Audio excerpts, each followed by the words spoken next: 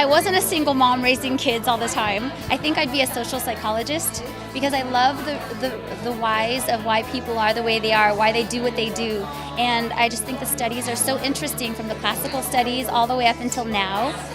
And Erickson was one of the first social psychologists, and so I really like that. I've been running my practice in Australia, in Ballina, where I have my practice.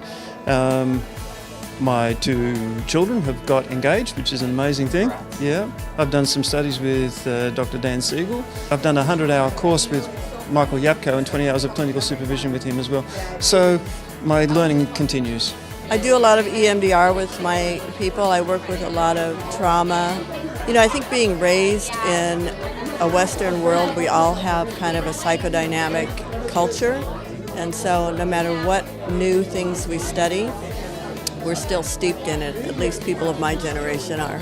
So it kind of infiltrates everything we do. I do work a lot with trauma. I work for a big child abuse listening and mediation, CALM, in Santa Barbara is the acronym. And then also couples, very interesting to me too. You know, how we bring from our childhood into our current relationships. Eating disorders is my particular specialty, but that's a way of dealing with trauma. I work a lot with trauma and addictions in Calgary, so I'm really interested in that population.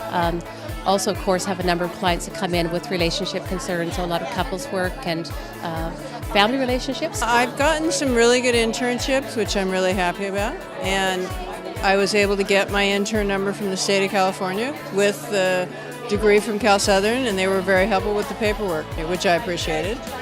So I'm very happy, actually.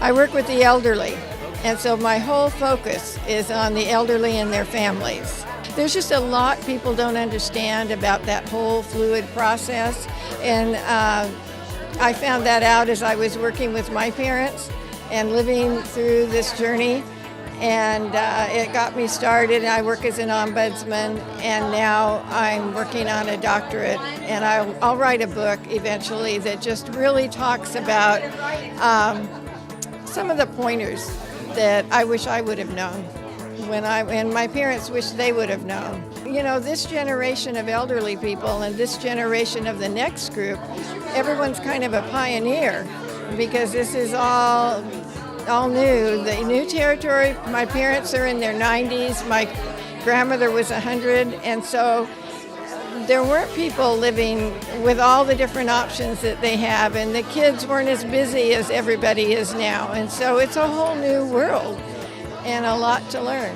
I've actually worked in addiction most of the time ever since I started, which was in 2009. I started the whole process with the Masters, and now I'm going for the PsyD. So I've worked in addiction and chronic pain. Those are the 2 areas I've worked in a lot. And also trauma. I'm hoping to get my marriage and family therapist license next year. I'm just in the process of waiting for the exam right now. And then when I've got that, I will carry on working. I work in an addiction rehab right now. But I guess what I would like to do is to find someplace where it combined all those aspects that I'm interested in, addiction, pain and trauma. I know that there are residential treatment centers that do that. I don't think there are any in California, but there are some in other states. And then I'm also very interested in working with prisoners and veterans. So I like the really interesting populations.